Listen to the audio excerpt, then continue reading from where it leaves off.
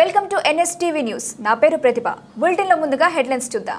ప్రముఖ పుణ్యక్షేత్రమైన శ్రీ కాళహస్తీశ్వర స్వామివారి దేవస్థానం 3వ ద్వారం ఎదురుగా స్వర్ణముఖి నదిలో ఈరోజు త్రిశూల స్థానం కార్యక్రమానికి విచ్చేసిన స్థానిక ఎమ్మెల్యే బొజ్జల వెంకట సుధీర్ రెడ్డి గారి సతీమణి బొజ్జల రిషితారెడ్డి, దేవస్థానం EO T Bapireddy, deputy EO NR Krishna Reddy, Telugu Desam నాయకులు చెంచయ్య నాయుడు, పట్టణ అధ్యక్షులు విజయ్ కుమార్ నాయుడు, దేవస్థానం వేద పండితులు మరియు దేవస్థానం సిబ్బంది తదితరులు అధికారులు ఈ కార్యక్రమంలో పాల్గొన్నారు.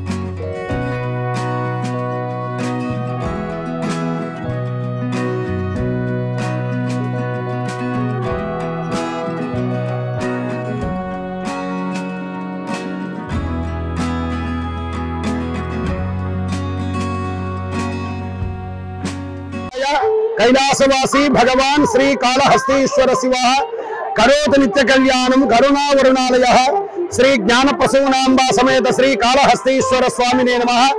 श्री ज्ञानप्रसूनांबा समेत श्री कालहस्तीश्वर स्वामिवारी యొక్క క్షేత్రమందు మాఘశుద్ధ పౌర్ణమి రోజున విశేషంగా కూడా స్వామివారికి స్వర్ణ పుష్కర కాలము.